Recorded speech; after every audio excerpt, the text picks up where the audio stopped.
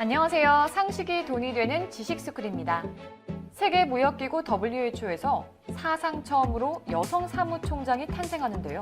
그중 유명희 산업통상자원부 통상교섭본부장이 선거 최종 라운드에 진출했죠.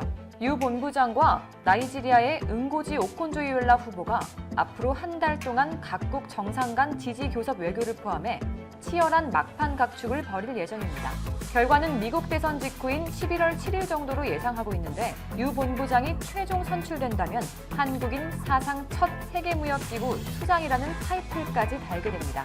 총장 선출은 WTO 회원국 164개국이 개별적으로 선호 후보를 복수로 제시하고 그 결과 컨센서스 가능성이 낮은 후보자부터 차례로 배제 탈락시키는 방식으로 이뤄집니다. 이때 2차 라운드는 후보 5명 가운데 유명희, 응고지 오콘조이웰라, 케냐의 아미나 모하메드 전 WTO 강요회의 의장까지 여성 3파전 양상이었는데 모하메드 전 의장이 탈락하고 둘이 남게 된 셈인데요.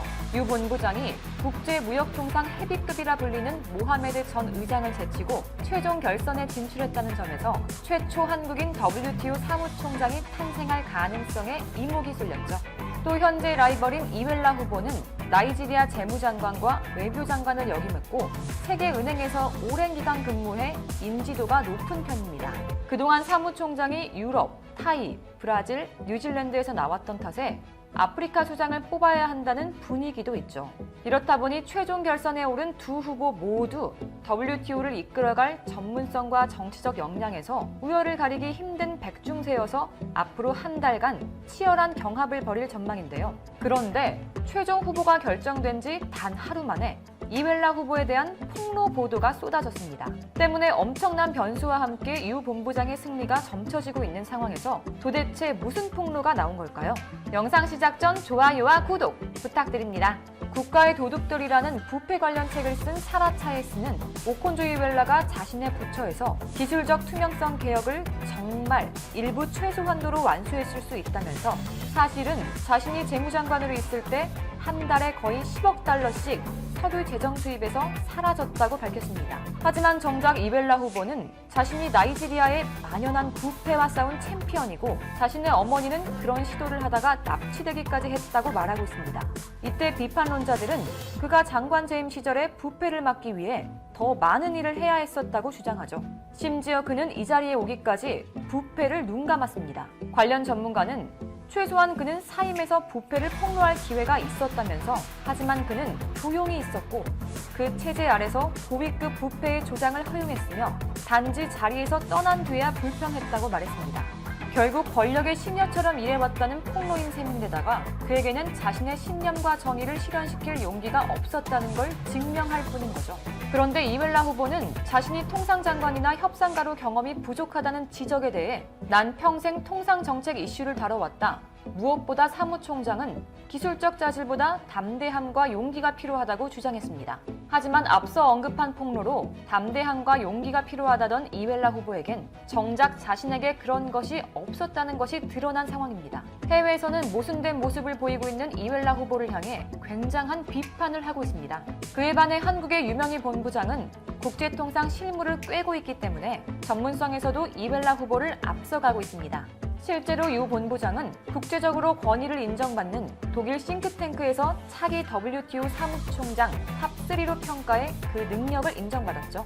이들은 유명희 본부장과 케냐의 아미나 모하메드, 몰도바의 투도르 울리아노브스키를 뽑았는데 이때 이웰라 후보는 이름조차 올리지 못했습니다. 이 결과는 유럽대학연구소가 WTO 회원국 대표단과 통상 관료 및 전문가 총 1000여 명을 대상으로 설문조사를 실시해 후보자들의 경쟁력을 분석한 건데 이 조사에서는 차기 WTO 사무총장이 갖춰야 할 요건으로 조직관리 경험과 정치적 경험, 경제학 교육 정도, WTO 협상 경험, 법학적 지식, 공직 경험 등 6가지 항목을 통해 각 후보자를 평가했습니다.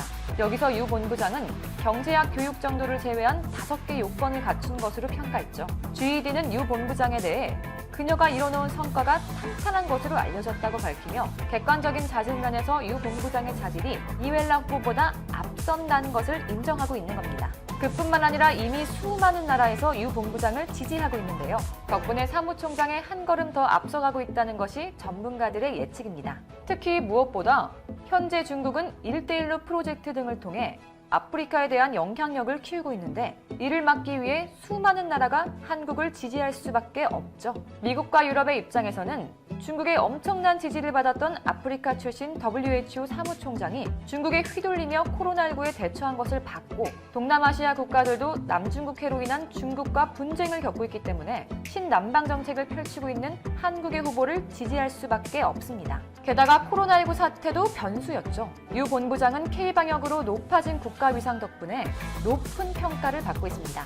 중동 국가들 역시 한국과 많은 교류 협력과 개발, 무엇보다 K방역을 통해 밀접한 관계를 맺어온 만큼 한국을 지지할 것으로 보이고 특히 중동의 최대 부국인 사우디와 UAE는 한국의 K방역으로도 지원받으며 적극 지지를 표명한 상황이죠. 비단 남미에서도 코로나 사태 속에서 한국의 위상을 느끼며 한국을 지지하고 있습니다. 남미의 최강국인 브라질은 한국이 세계 백신 치료제의 공급 메커니즘으로 떠오르고 있는 데다가 그런 한국만이 공평한 백신과 치료제 보급을 위한 긴밀한 협력을 할 수 있다고 얘기하고 있습니다. 심지어 한국과 오랜 경제 협력을 바탕으로 한국을 호감도 1위로 뽑고 있는 러시아마저도 한국을 지지할 것으로 보이는데요.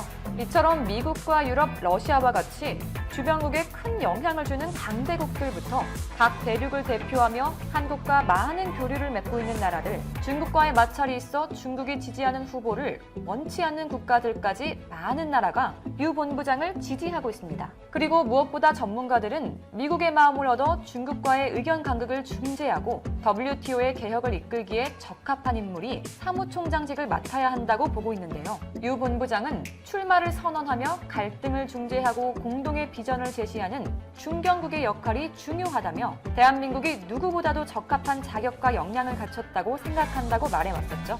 이런 지지를 받고 있는 상황에 옆나라 일본에서는 배 아픈 모습을 유감없이 보여주며 망연자실해하고 있죠.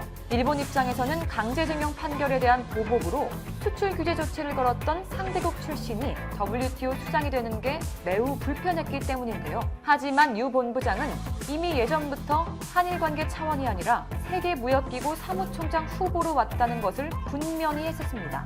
또 일본에게 이번 사무총장을 선출할 때 한일이 갈등하고 있다고 방해할 것이 아니라 후보자의 능력을 봐달라고 요청했죠. 그러면서 한국과 일본은 다자무역 체제의 수혜자로 이를 유지 진행 강화할 필요가 있다며 양국은 그간 국제기구에서 함께 이슈에 대해 협력해왔다고 강조했습니다. 또 세계무역기구 개혁에 일본도 함께 나서달라고 제안하며 진정한 WTO 차기 사무총장의 자질과 일본도 품는 대승적인 모습까지 보여준 바 있습니다. 그런데도 일본은 아직도 속 좁은 모습을 필사적으로 보여주고 있죠. 어떻게든 유 본부장을 낙마시키기 위해 엄청난 로비 자금까지 투입하며 필사적으로 방해했었지만 그 모든 것이 허사로 돌아갈 위기에 빠져 한 번 더 망연자실하고 있습니다. 우익 성향의 산케이 신문은 역대 WTO 사무총장에 여성이나 아프리카 출신이 없어 나이지리아, 케냐 후보가 맞붙는 시나리오가 예상됐는데 의외의 전개라며 일본 정부 내 경계 5분 위기가 확산되고 있다고 보도했습니다. 이 신문은 미중 대립 속에서 총력전 비판. 미국이 틱톡, 위챗을 규제한다고 하니 중국이 어플리케이션을 훨씬 잘 만드니까 미국이 두려워하는 것 아니냐고 합니다. 그런데 중국의 혁신이라는 게 전보 응용 상위 혁신이지 기초과학이나 기초기술 같은 밑바닥 분야는 혁신이 없어요. 어플리케이션은 인터넷과 스마트폰이라는 기초 위에서 이루어지는 응용 기술일 뿐입니다. 기초는 연산 능력, 즉 반도체 첩이죠. 인터넷이나 스마트폰은 우리가 발명한 게 아닙니다. 우리 반도체 기술은 20년이나 뒤처져 있어요. 요즘 중국 소셜미디어에 떠도는 한강윤 영상에서 알리바바 그룹 창업자인 마윈은 이렇게 탄식합니다. 틱톡, 위챗 규제가 한참 논란이 되기 시작할 즈음이니까 올해 8에서 9월쯤인 것 같아요. 마윈은 국제과학기술계로부터 차단되면 우리가 아무리 열심히 해도 만들어낼 수 있는 게 90나노 수준의 반도체라며 이건 인텔이 2004년에 만들던 것이라고 했습니다. 국뽕에 빠져있는 중국 내부 여론에 정신 차리라고 찬물을 끼얹은 거죠. 중국 반도체, 인텔 2004년 수준. 마윈은 또 우리가 인공지능 분야에서 세계를 선도한다고 느끼는 사람이 많은데 식당 앞에 로봇 갖다 놓는다고 인공지능 분야에서 앞서가는 게 아니다라고도 했습니다. 알파고처럼 기초 연산 능력과 알고리즘에서 세상을 뒤집을 만한 기초를 확보해야 인공지능의 미래 청사진을 그릴 수 있다는 얘기죠. 트럼프 행정부의 강도 높은 반도체 제재에 직면한 중국은 요즘 절망하는 분위기입니다. SMIC 같은 반도체 기업이 없는 건 아니지만 경쟁력 있는 제품을 생산할 능력이 떨어지죠. SMIC는 16나노 제품을 만드는데 미국이 거래를 끊으면 이마저도 생산하기 힘듭니다. 마윈은 2년 전인 2018년 반도체 왕국 건설을 원하면서 중국 국내외에서 5개 이상의 반도체 기업을 인수했죠. 그런 그마저도 중국의 반도체 현실에 절망하고 있는 겁니다. 10조 원 반도체 프로젝트 줄줄이 물거품. 시진핑 주석은 2년여 전인 2018년 4월 우한 국가 메모리 생산기지에 있는 장강 메모리 공장을 전격 방문하죠. 생산 라인을 둘러본 뒤 반도체 칩은 사람의 심장과 같은 것이다. 심장이 약하면 체력이 강하다 할 수 없을 것이다. 반도체 기술 상위 중대한 돌파를 이뤄내 세계 메모리 과학기술의 최고봉에 올라서라고 주문합니다. 황제의 한마디에 여러 지방정부가 앞다퉈 반도체 공장 건설 프로젝트에 착수하죠. 합쳐서 10조 원이 넘는 돈이 들어가는 20여 개의 프로젝트가 쏟아집니다. 그런데 거의 모든 프로젝트가 중단됐거나 제대로 자본 조달도 안 된 상태라고 해요. 중국 관영신화통신이 발행하는 주간지 랴왕은 9월 30일자에 중국 반도체 투자 프로젝트에 대한 현장 르포 기사를 내보냈습니다. 한마디로 20여 개에 이르는 대부분의 반도체 프로젝트가 붕괴 직전이라고 보도했어요. 제대로 자본금 납입이 안 돼 공사 대금, 직원 월급을 밀린 곳도 있답니다. 외국 기술 끌어오겠다며 지방정부의 지원을 잔뜩 받아놓고 종적이 묘연한 사기꾼도 있다죠. 당선 전 매체가 이렇게 보도할 정도면 얼마나 참담한 상황인지 짐작하실 수 있을 겁니다. 반도체는 돈 때려고 되는 것 아냐. 화웨이의 창업자 런정 페이는 시 주석이 우한 메모리 공장 방문한 이후 중국 내 반도체 투자 붐이 일자 반도체는 그렇게 한다고 되는 게 아니다고 정면으로 비판한 적이 있어요. 작년 5월 인민일보, CCTV, 신화통신, 환구15 등 관영 매체들과 가진 집단 인터뷰 때입니다. 그는 도로 닦는다, 다리를 건설한다, 아파트를 짓는다고 할 때는 돈만 부으면 됐다. 하지만 반도체는 그렇게 되는 게 아니다. 인재가 필요하다. 수학자, 물리학자, 화학자 같은 인재를 때려 넣어야 한다고 했지요.